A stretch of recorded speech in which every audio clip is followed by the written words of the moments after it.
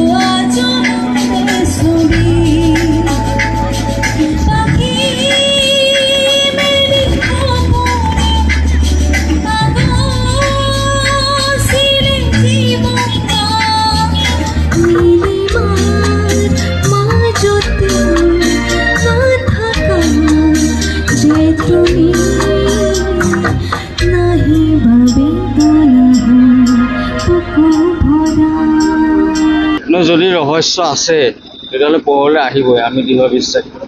যেনেকেই নহওক, যি উপায়েৰে নহওক, এতিয়া যদি আমাৰ ন্যায়ালয়ে, আদালতে, SIT-য়ে, চৰকাৰে গোটেই বিষয়বস্তুটো উলিয়াই দিব নোৱাৰে, ৰহস্য আছে নেকি, তেতিয়াহ'লে আৰু বেলেগ ব্যৱস্থা আছে। ৰাইজ আছে, গোটেই অসমখনৰ ৰাইজ আছে, নহয় জানো? অসমৰ ৰাইজ আছে, আৰু একো নহ'লে ভগৱান আছে নহয়। এই সমাধি ক্ষেত্ৰত হাজাৰ হাজাৰ চাকি ডেইলি জ্বলি আছে। যদি কিবা ৰহস্য আছে, যদি কিবা আমি ভাবিবলগীয়া কিবা কথা আছে, সেইখিনি কথা এতিয়া খুব সোনকালে আমাৰ মাজলৈ আহিব। সকলোৱে আমি আশাবাদী ৰৈ আছোঁ, আৰু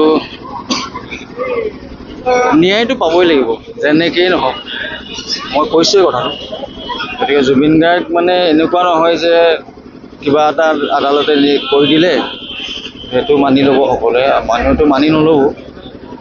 গতিকে ন্যায় পাবই, জুবিন গাৰ্গে ন্যায় পাবই। হয়তো দুদিন লেট হ'ব, দুদিন পিছত হ'ব, কিন্তু ন্যায় পাবই লাগিব। কি হৈছিলে ঘটনাটো আমি গম পাবই লাগিব। তাৰ কাৰণে আজি ৰেৱতী মোহন বৰঠাকুৰ ফাউণ্ডেশ্যন এটা ন্যায় যাত্ৰা আৰম্ভ কৰিছে। মই আগতে তেওঁলোকৰ এটা প্ৰগ্ৰেমত আহিছিলোঁ, আজি এবছৰ আগতে দীপেন বৰুৱাদেৱৰ লগত বজাবলৈ আহিছিলোঁ।